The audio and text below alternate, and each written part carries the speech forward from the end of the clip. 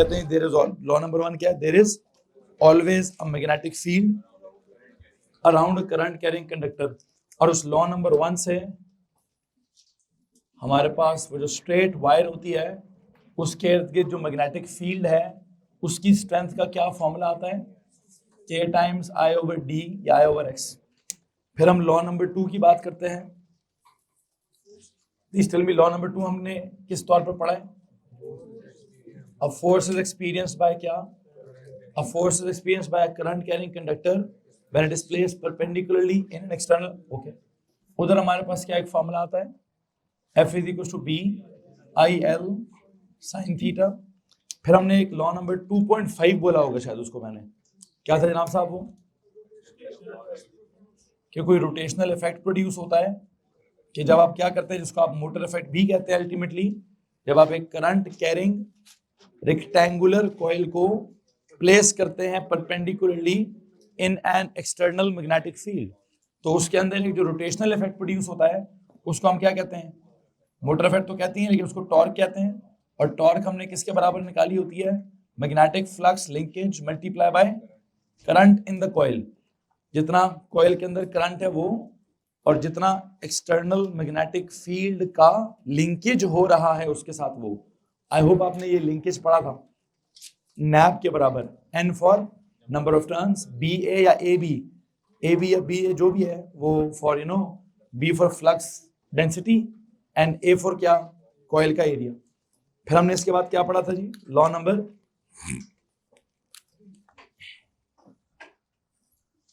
3, जिसमें हमने कहा था a force is experienced by क्या, by two current carrying conductors when they are placed parallel to each other, parallelly close to each other. अगर उनमें current, सबसे जो इंपॉर्टेंट बात है वो क्या है कि अगर सेम डायरेक्शन में तो क्या होगा, अट्रैक्ट करेंगे, ऑपोजिट डायरेक्शन में तो क्या होगा, रिपेल करेंगे। दिस वाज सम, इसको हम क्या कहते हैं, उल्टा हिसाब है।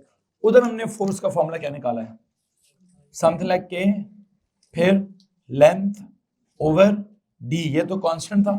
बाकी क्या, current in wire number A multiply by current in wire number B. चाहे तो फोर्स ऑन ए निकालें, चाहे तो फोर्स ऑन बी निकालें। ये के एल अपॉन डी क्या होता था, के एक वो म्यू नॉट ओवर 2 पाई जैसा कांस्टेंट, लेंथ उनकी जो भी आपस में इंटरेक्ट कर रही है, डी जो उनके बीच का आपस का फार्मूला है, फार्मूला नहीं, आपस का डिस्टेंस है, और आई ए इंटू आई बी। इधर हमने क्या कहा था कि force basically proportional to the product of their currents है, और एक का करंट कम हो जाए, एक का करंट ज्यादा हो जाए तो प्रोडक्ट जो है वो सेम ही रहता है। तो हमने कहा था फोर्स जितनी ए ने बी पे लगानी है उतनी ही फोर्स बी ने ए पर लगानी है। तो यहाँ पे हमने कहीं ना कहीं न्यूटन का लॉ भी मेंशन किया हुआ है कि force exerted by A on B is equal to force exerted by B on A, but equal तो है ही है, साथ साथ क्या है, इक्वल भी और ऑपोजिट भी है। तो इक्वल के साथ साथ क्या लिखना होता है, ये वाला कॉन्सेप्ट भी हमने कहीं ना कहीं वहां पे अप्लाई किया हुआ है। तो ये अभी तक के आपके पढ़ाए हुए जो 3 या 4 लॉस थे, उन 3 या 4 लॉस की वाली समरी है। इसमें किसी को परेशानी है? ये लॉस किस पर अप्लाई हो रहे हैं? इसमें देखिए, there is I current, there is I current, there is I current, there is I current. तो ये लॉस कौन से थे? करंट कैरिंग कंडक्टर्स के ऊपर अप्लाई होने वाले हैं। क्या उनमें किसी के पास कोई परेशानी है तो आप हाथ खड़ा कर सकते हैं। और अगर आप चाहते हैं किसी पेज की हेडर खाली है तो इस तरह से लिखेंगे तो खूबसूरत खूबसूरत, वो क्या कहते हैं, खुदकशी हो जाएगी। नहीं, खुदकशी नहीं, वो क्या होता है, खुदखती, खुशखती हो, खुशखती हो जाएगी, खुदकशी होने वाली। किसी पेज के हेडर में जाके खुदकुशी कर, किसी पेज के हेडर में जाके खुश खती कर लें। क्या कर लें जी, किसी पेज के हेडर पे जाएं जहां जगह खाली है, बस भाई बस ज्यादा ज्यादा फ्री नहीं हुए, ठीक है। लॉ नंबर 1 के हिसाब से, लॉ नंबर 2 के हिसाब से, लॉ नंबर 2.5 और लॉ नंबर 3 के हिसाब से किसी पेज के हेडर में जाके खुशखती कर लें। भाई मैं खुशखती कराता रहूंगा, उनको बोले वो पेज ला के दें, बाबर साहब को बोले मैं इंतजार कर रहा हूँ।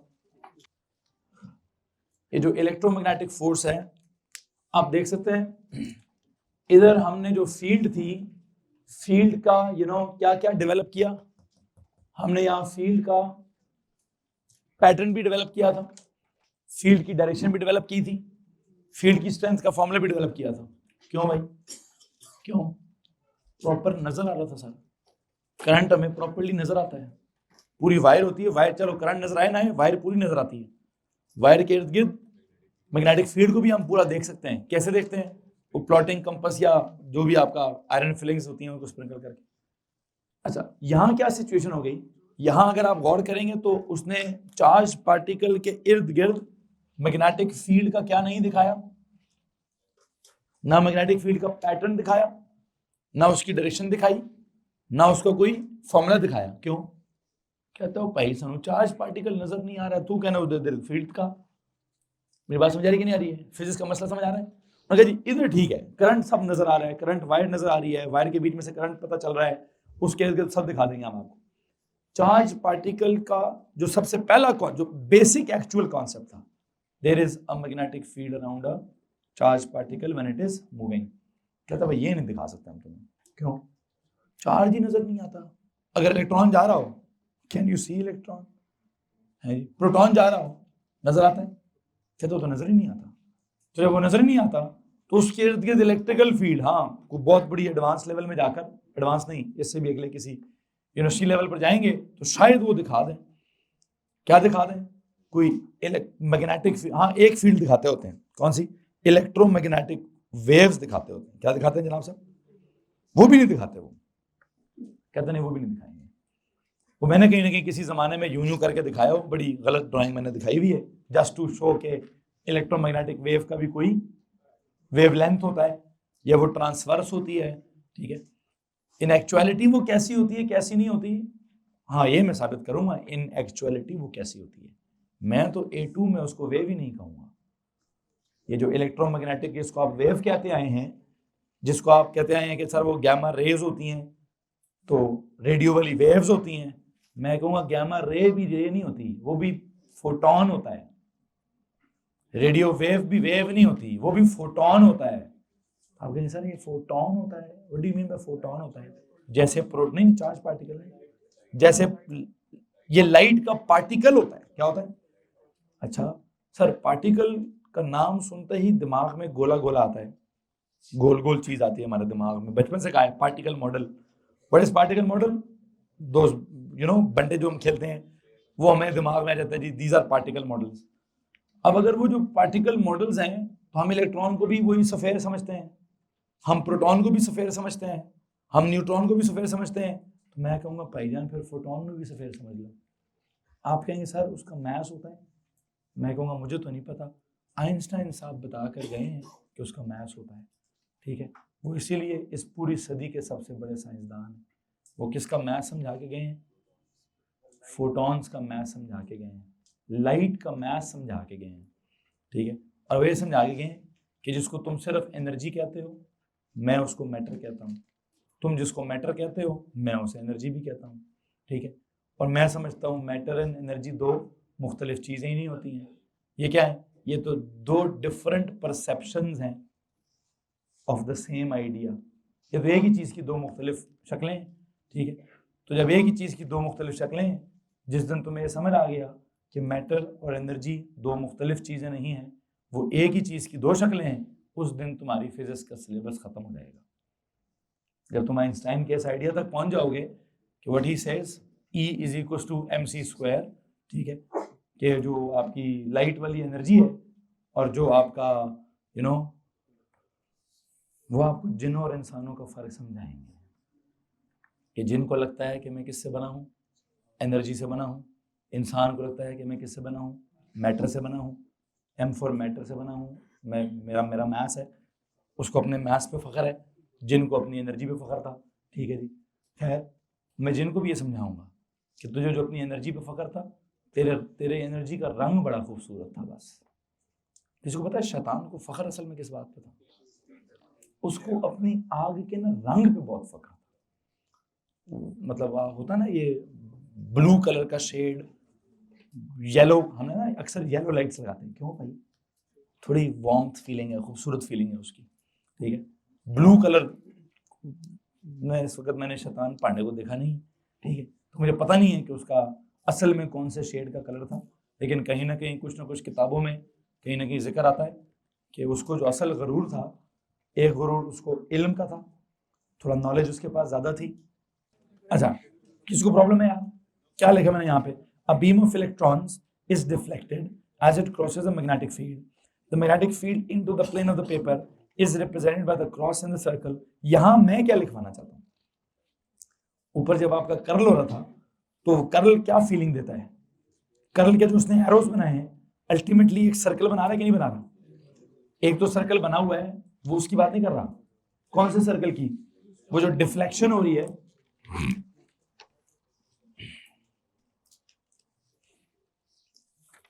इस वाले सर्कल की जी।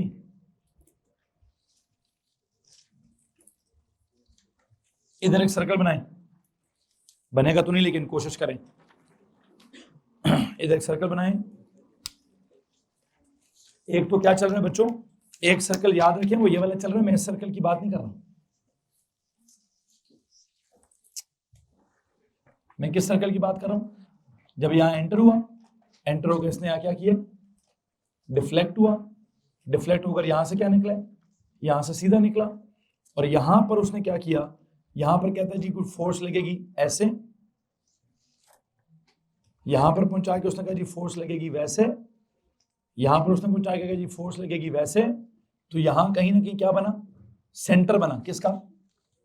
किसका सेंटर बनेगा जी? वो जो इसका जो सर्कल है उसका सेंटर बनेगा। ठीक है, ठीक है जी।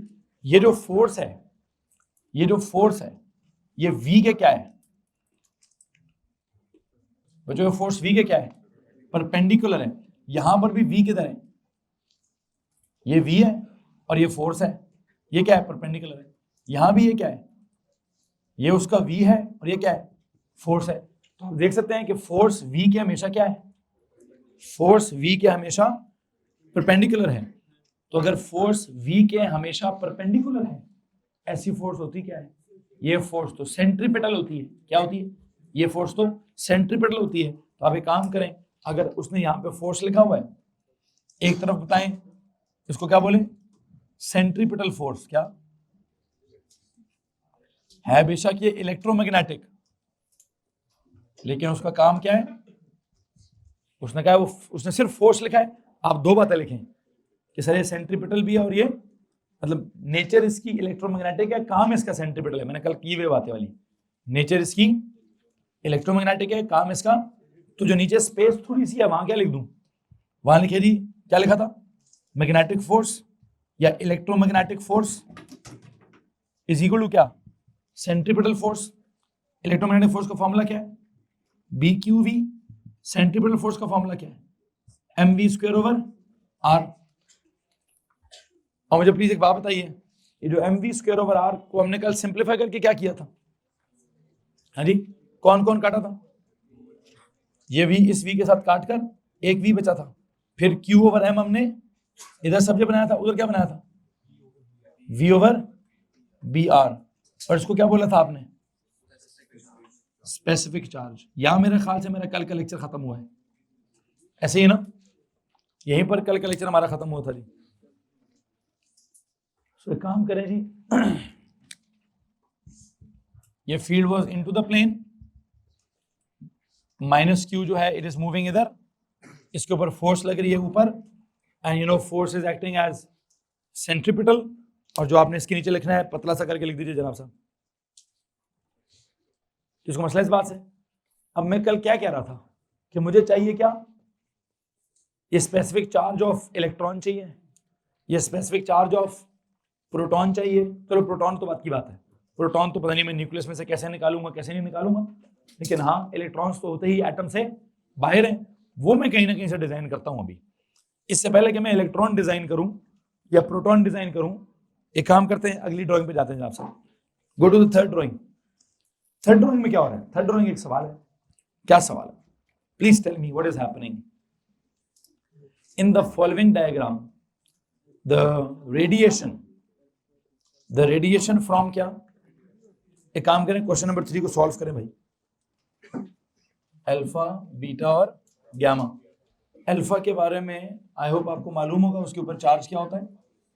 2 पॉजिटिव। बीटा के ऊपर चार्ज क्या होता है?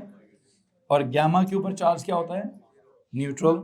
ये पता कैसे चलेगा कि अल्फा के ऊपर कुछ और चार्ज है और बीटा के ऊपर कुछ और चार्ज है, या गैमा के ऊपर कुछ और चार्ज है, या ये कैसे पता चलेगा कि रेडिएशन 3 किस्म की होती है? ये नीचे वाली ड्राइंग से पता चलता है कि जो उस रेडियो एक्टिव मटीरियल में से रेडिएशंस निकल रही हैं बेसिकली वो एक किस्म की नहीं, वो 3 किस्म की हैं।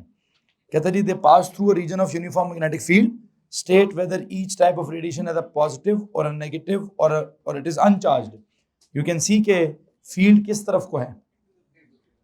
अगर आप राइट हैंड, जिसके ऊपर राइट हैंड अप्लाई हो जाएगा वो कौन होगा, वो नेगेटिव होगा, और जिसके ऊपर लेफ्ट हैंड अप्लाई हो जाएगा वो कौन होगा, वो पॉजिटिव होगा। चेक करें किसके ऊपर लेफ्ट हैंड अप्लाई हो रहा है। अगर मैं लेफ्ट हैंड वाला अप्लाई करना चाहता हूं, पहले I will hold this page in my right hand, I will use this left hand, field is into the page, charge is moving किस तरफ, उस तरफ, फोर्सेस किधर, ये किसके ऊपर फोर्स अपवर्ड्स लग रही है, I think it is on A, the force is upwards according to क्या, according to the Fleming's left hand rule. Uncharge वो न्यूट्रल है। ए के ऊपर कौन सा लेफ्ट हैंड अप्लाई हो रहा है, आई थिंक वो पॉजिटिव चार्ज होगा। बी के ऊपर क्या होगा, field is into the page, charge is moving there, thumb is downwards, force is downwards. I think C जो है वो क्या है, C is a negatively charge particle. इसमें किसी को परेशानी है तो बताए आंसर क्या लिखेंगे, A is positively charge particle because क्या, Fleming's left hand rule applies on it. ये लिखें जी, ए के साथ क्या लिखें कि वो पॉजिटिव है, क्यों, बिकॉज फ्लेमिंग्स कौन से वाला, left hand rule applies on it, because Fleming left hand rule applies on it. ठीक है, और सी के साथ क्या लिखें, सी के साथ क्या लिखें, C is negative because Fleming's right hand rule applies on it, because Fleming's right hand rule applies on it. तो लीजिए जनाब साहब, ये जो आपको चीजें लिखवाई गई हैं, ये जो आपके पहले 3 ड्राइंग्स आपको दिखाए गए हैं, मैं समझता हूं कि ये बिल्कुल कल का लेक्चर ही है, कुछ भी इसमें नया नहीं है, कल के लेक्चर की कंटिन्यूएशन है। ठीक है, अब अगर मैं थोड़ा नीचे की तरफ आऊं तो मैं जो नीचे ड्राइंग्स बना के दी हुई हैं उन ड्राइंग्स का क्या मकसद है और क्या नहीं है वो जरा प्लीज सुन लीजिए। मैंने यहाँ पे Q/M is equal to V/BR लिखा था बिकॉज मैं स्पेसिफिक चार्ज निकालना चाहता था, किसका, let me tell you, electron का। किसका जनाब साहब, मैं इलेक्ट्रॉन जो कि एक एलिमेंट्री चार्ज पार्टिकल है उसका स्पेसिफिक चार्ज निकालना चाहता हूं, उसके ऊपर ये वाली सिचुएशन अप्लाई करूंगा। लेकिन ये सिचुएशन अप्लाई करने के लिए मुझे सबसे पहले क्या पता करना चाहिए, मुझे सबसे पहले ये चेक करना चाहिए कि इलेक्ट्रॉन्स आएंगे कहां से, फिर इलेक्ट्रॉन्स जो हैं वो मतलब मूव कैसे कराऊंगा, फिर उनकी स्पीड डिटरमिन कैसे करूंगा, फिर जिस फील्ड में से उसको गुजारूंगा उस फील्ड की स्ट्रेंथ कैसे डिटरमिन करूंगा, फिर जब वो सर्कुलेट करेगा तो सर्कल का रेडियस कैसे डिटरमिन करूंगा। तो ये बहुत सारे सवालात हैं जिनका हमें जवाब ढूंढना है, और तमाम सवालात के जवाब के लिए नीचे आपके पास क्या लिखा हुआ है, there is a topic about क्या, the construction of an electron beam tube. क्या जनाब साहब, कि इलेक्ट्रॉन बीम जो है उसकी इलेक्ट्रॉन ट्यूब जिसको कहते हैं या इलेक्ट्रॉन बीम ट्यूब जिसको कहते हैं वो कैसे बनाई जाती है और कैसे नहीं बनाई जाती है, उसकी मैं पहले 2 ड्राइंग्स अभी लाजमी समझाना चाहता हूं। प्लीज पढ़िए क्या लिखा हुआ है, पढ़ो भैया। ठीक है, underline the word electron gun, it's actually about electron gun, कि जिसमें से क्या निकल रहा है, इलेक्ट्रॉन्स निकल रहे हैं। कैसे निकल रहे हैं, कौन है एक्चुअली यहाँ पे, it has a heated cathode. क्या जनाब साहब, underline the word heated cathode. Cathode is something जो कि नेगेटिवली चार्ज्ड होता है, ठीक है, और वो हीटेड है। जब भी कोई कैथोड हीटेड होगा तो उसमें से होगा क्या, एक टॉपिक है आपके सिलेबस में नहीं है लेकिन फिर भी एक कॉन्सेप्ट है, थर्माइनिक इमिशंस। क्या जनाब साहब, थर्म आयनिक इमिशंस। तो एक काम करें, जहां पे लिखे ना उसने हीटेड कैथोड, उस लाइन के लेफ्ट पे जाएं, उस लाइन के लेफ्ट पे जाके एक वर्ड लिखें, थर्म आयनिक इमिशंस। क्या टॉपिक समझाना चाहता हूं जी मैं, थर्माइनिक इमिशंस। थर्माइनिक इमिशंस का मतलब क्या है, यहां पे थर्म का मतलब क्या है, हीट, आयनिक का मतलब क्या है, चार्जेस, इमिशंस का मतलब क्या है, इमिट होना। अगर कोई कैथोड जिसके ऊपर पहले ही नेगेटिव चार्ज है, अगर वो गर्म हो गई, क्या होगी भाई? जब आप उसको हीट अप करेंगे तो उसमें से क्या होगा? चार्जेस कौन से वाले हैं?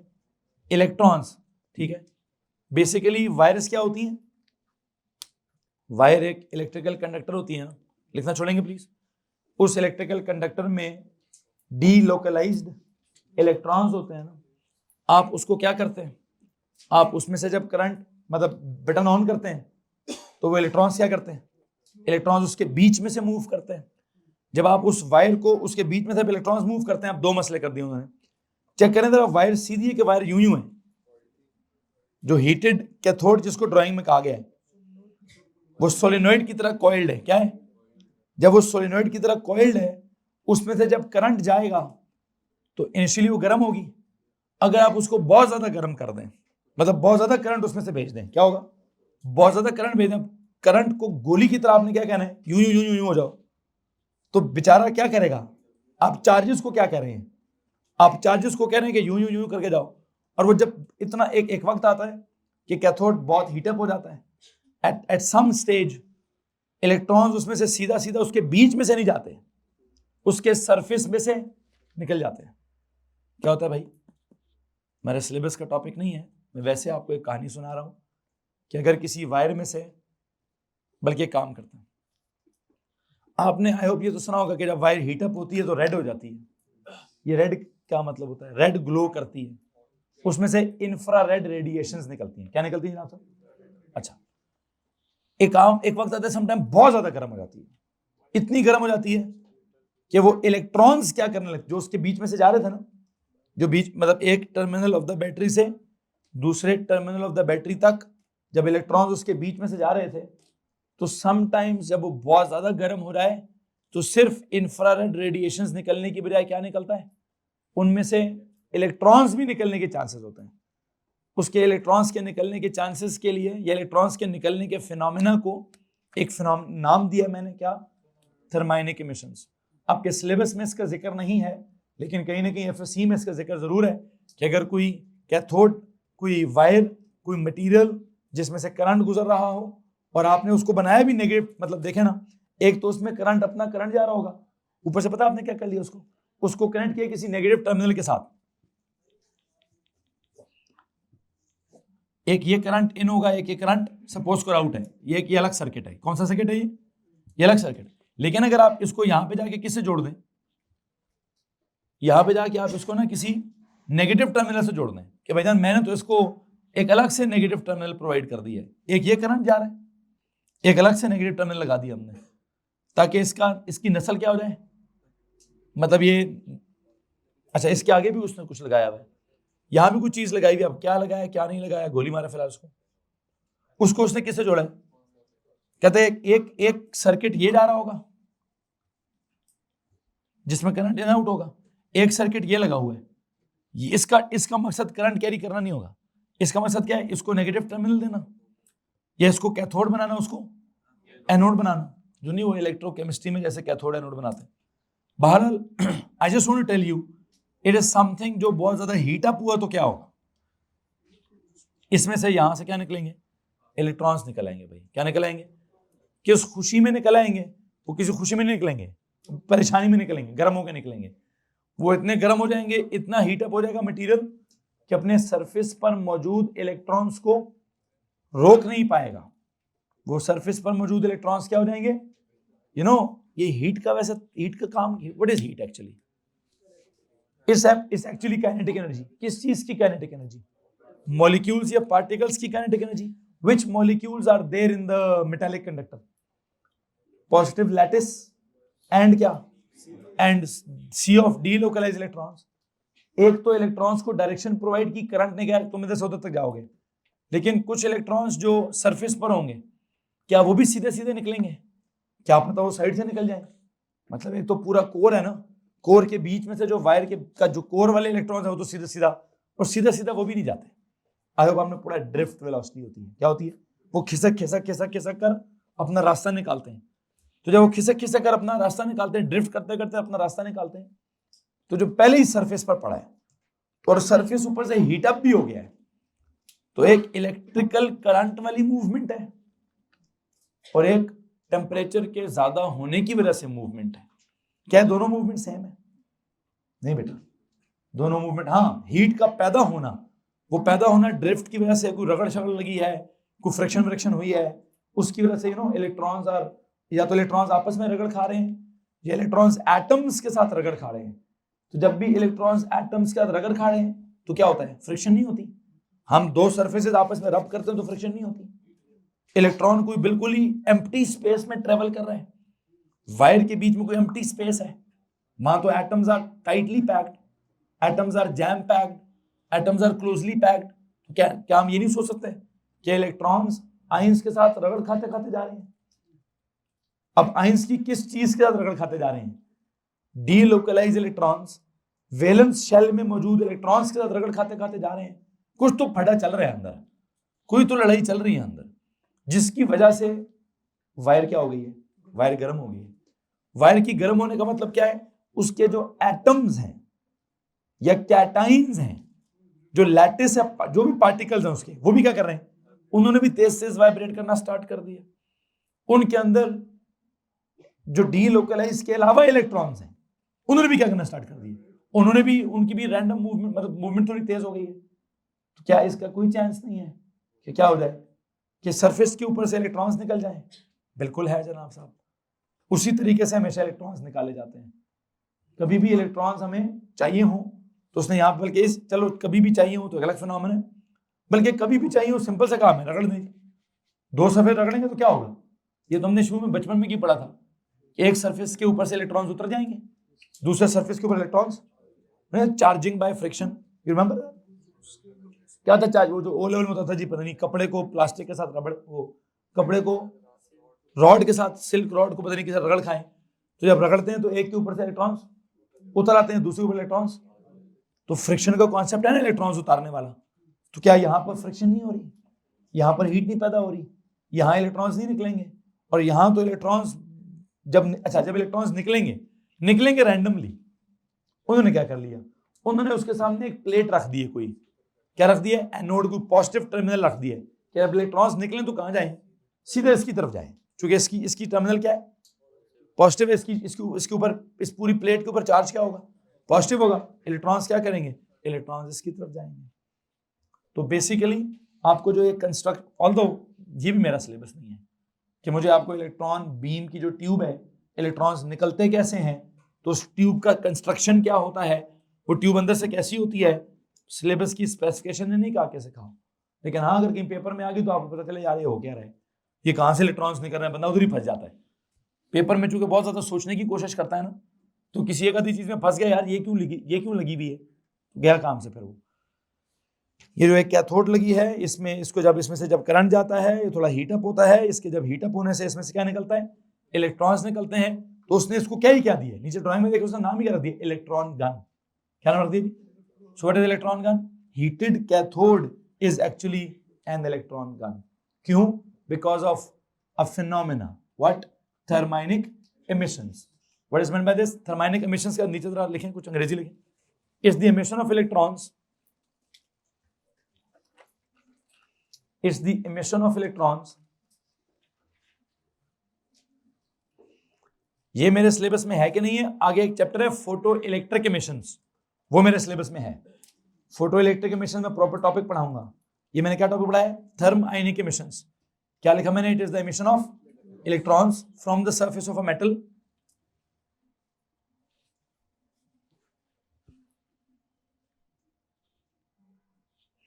emission of electrons from the surface of metal due to what?